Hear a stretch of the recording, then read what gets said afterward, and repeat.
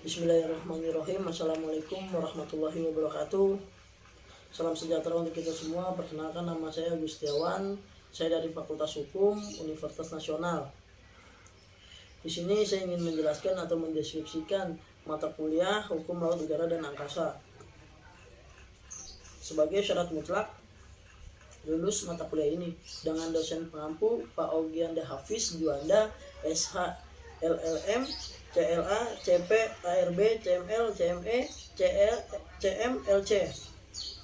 Sebelum kita masuk ke mata kuliah Hukum Laura, saya ingin menjelaskan dulu pengertian hukum. Hukum menurut Vankan, hukum adalah serumpun peraturan yang bersifat memaksa yang diadakan untuk mengatur dan melindungi kepentingan orang dalam bermasyarakat. Pengertian laut. Laut adalah keseluruhan air asin yang mengenangi bumi. Laut menurut definisi hukum adalah keseluruhan air laut yang berhubungan secara bebas di permukaan bumi. Lalu pengertian udara. Udara adalah campuran gas yang terdapat pada lapisan yang mengelilingi bumi. Pengertian luar angkasa atau angkasa luar atau antariska juga dikatakan sebagai angkasa, merujuk ke bidang yang relatif kosong dari jagat raya di luar atmosfer dari benda. Lalu saya mulai dengan pertanyaan mendasar. Mengapa aktivitas manusia di ruang udara itu mesti diatur dan ada aturannya? Maka saya kembalikan pada dasar filosofis dari hadirnya sebuah hukum, di mana hukum itu hadir diperlukan karena interaksi manusia dengan yang lainnya dan termasuk sarana yang menjadi bagian dari interaksi tersebut. Salah satunya saya ambil contoh adalah teknologi. Ketika teknologi hadir dan manusia berinteraksi dengan teknologi tersebut, atau teknologi tersebut menjadi pemercepat dari interaksi manusia dengan manusia yang lainnya, maka di situ harus ada hukum yang mengaturnya. Hukum udara itu hadir karena manusia kemudian berinteraksi lewat teknologi tersebut. Dalam hal ini saya ambil contoh teknologi penerbangan. Kemudian teknologi ini mengalami kecanggihan, bukan saja hanya suara, tetapi sekarang kita bisa mendengarkan dan bertatapan wajah. Itu tidak lain dari teknologi ruang angkasa di bidang telekomunikasi. Kalau dulu telekomunikasi itu terbatas, kalau sekarang mungkin hampir sempurna. Dan menariknya, negara Indonesia ini menjadi negara ketiga di dunia yang memiliki satelit telekomunikasi, yaitu kita telah meluncurkan satelit Palapa pada tahun 1976 atau yang dikenal dengan SKSD Palapa, yaitu sistem komunikasi satelit domestik. Itu memberikan gambaran ketika ada teknologi lain, termasuk juga ada bagian di semesta ini yang kemudian mempercanggih, mempermudah, mempercepat manusia berinteraksi dengan manusia yang lainnya, maka disitulah diperlukan norma baru, karena norma yang lama sepenuhnya tidak mampu menjawab masalah-masalah yang lahir dari interaksi manusia yang difasilitasi dari kehadiran teknologi. Jadi norma yang lama tidak mampu sepenuhnya menjawab. Kenapa saya bilang tidak mampu menjawab sepenuhnya? Karena hukum itu hadir mengikuti dinamika interaksi sosial manusianya. Semakin dinamis dan kompleks interaksi sosial manusia satu dengan yang lainnya, maka hukum juga semakin berdinamika dan hukum juga memerlukan penyesuaian yang dinamis pula. Maka peraturan hukum laut, udara, dan ruang angkasa hadir bisa berjalan sesuai dengan semestinya dan memberikan manfaat kepada manusia dan bukan justru malah sebaliknya. Yang diatur dalam hukum udara itu bukan udaranya, tapi ruang udara. Pertanyaannya di mana ruang udara? Yang jadi pertanyaan, di mana ruang udara itu?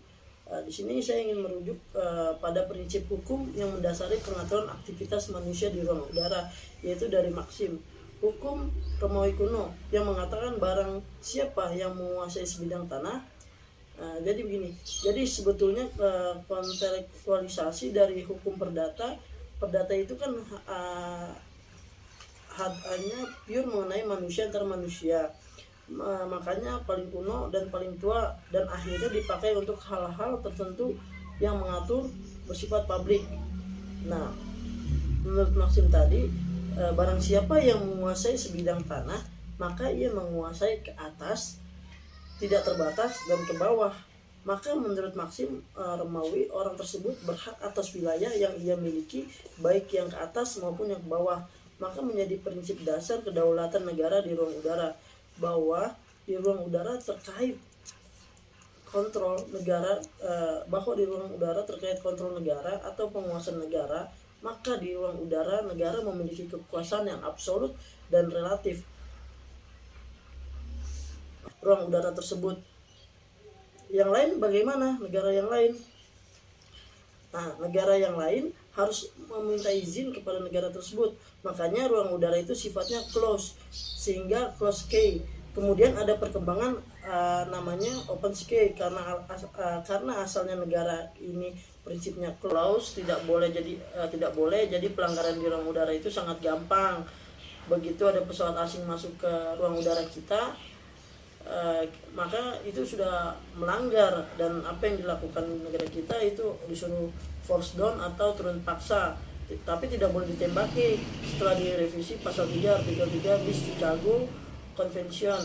Di sini saya ingin menjelaskan penegakan hukum di ruang udara atau di kedaulatannya sendiri. Sekarang sudah ada peraturan pemerintah untuk pengamanan wilayah negara. Di sana menyebutkan jika ada pesawat asing masuk ke negara kita, kita harus segera melakukan turun paksa dan kemudian diperiksa. Kemudian juga ia didenda. Dulu kecil dendanya, hanya 60 juta, akan tetapi sekarang dendanya 60 miliar. Nah, Angkatan Udara yang memiliki mandat konstitusi untuk mengamankan kedaulatan kita di ruang udara, dan ketika terjadi pelanggaran, Angkatan Udara lah yang menyuruh pesawat asing tersebut untuk force down. Lalu Angkatan Udara tersebut diserahkanlah ke penyidik. Penyidiknya dari mana?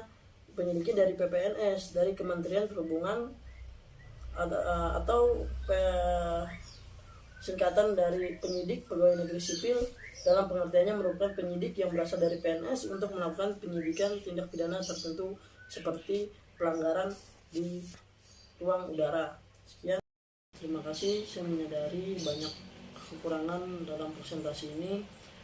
Kritik saran yang membangun saya harapkan semoga kedepannya saya menjadi lebih baik lagi. Assalamualaikum warahmatullahi wabarakatuh.